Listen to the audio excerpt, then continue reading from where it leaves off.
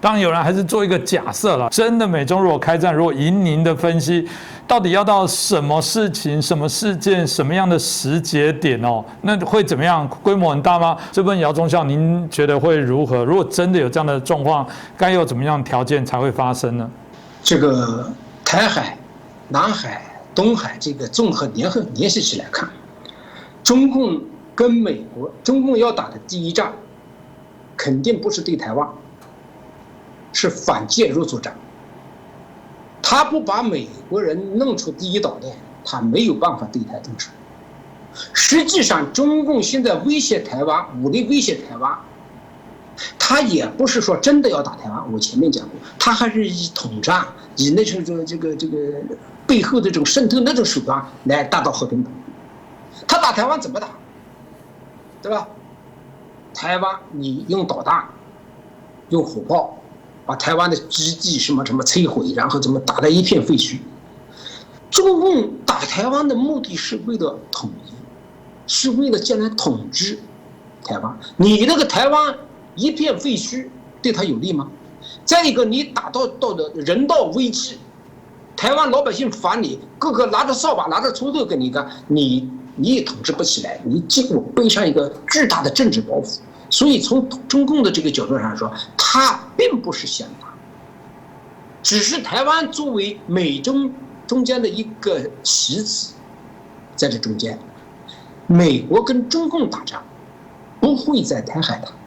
我从现在开始讲的反介入作战，中共在试探，啊，这个仗，你说这什么时候打？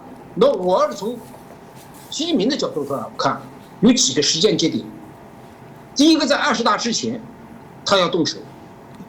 他动手的意思就是说，他在中共党内这个已经处于一种劣势的情况下，他需要对台动手，这就可以达到什么程度？我20大不用开了，国家已经进入战争状态了。20大不开的话，我就连任了。他有他的私心，他在国内需要找个突破口。他现在走文化大革命的路，他已经走不通了。毫无疑问，他会面子上要把这矛头对着海外去做这项工作，这是一个。他还是有限的对台湾的外岛啊或者什么一些目标进行打击，啊，就是适当的军事行动。第二个时间节点，我刚才这个讲在20大左右吧，啊，第二个时间节点就是在台湾的大选，甚至包括国民党这个选举的时候，为了支持某一个人，也可能要做一些动作。在台湾大选的时候，如果给台湾人民一定的强大的压力，台湾人会不会这么考虑？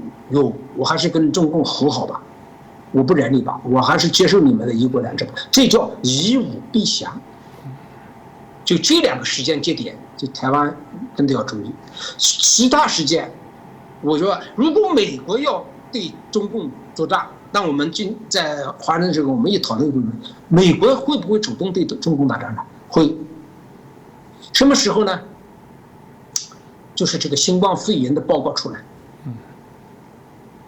这不是美国一个国家，你死了那么多人，美国人你死一个他都当成大事来看，60多万人，经济弄成这么一塌糊涂，他要不要问责？他要不要赔偿？中共不可能问责，他不可能把人送到法庭去给你审判，赔偿你也赔不起，也不会赔，最后付诸战争。美国会在这方面，不是美国，整个联军有所动作，就是说时间节点上应该不是说什么建军什么100周年，什么那些时间节点不是战争的节点，战争不是以那个节点来做的，那个节点只是搞阅兵式啊，然后庆祝欢呼啊什么东西。战争的节点不是按照人们按照正常的思维得出来的，战争的节点是根据需要随时都可以打。那么主要的这个可能性，那就是我刚才讲，习近平想打就2个意思，一个是二十大对于他自己有利，第二个对统一有利，就是在台湾大选或者什么的弄乱你们，把你们搞乱。但是这种打只是威胁性的，规模有限的。但是如果等到美国准备好了要打你的时候，那就不是说小规模的了，但是有目的性的了，要逼迫你中共交出罪魁祸首赔偿。我在美国，我总感觉到美国没有人能咽下这口气，没有哪一个政府说自己死了60多万人就这么过去了。所以拜登上一次弄出一个什么警察是这个情报部门得出的结论说没有什么结论，但是他没有放弃啊，他继续在追查呀，他不可能不追查，他不追查，你后面你不是说拜登，你包括任何一个总统，将来的任何一个总统，你在这方面必须旗帜鲜明的找个说法。所以这个美国对中共作战这样的，但是如果说习近平发动的战争，有可能把美国就拉进来了，这也不排除。就是战争的3个节点，应该就是近期来说，应该是属于这么情况。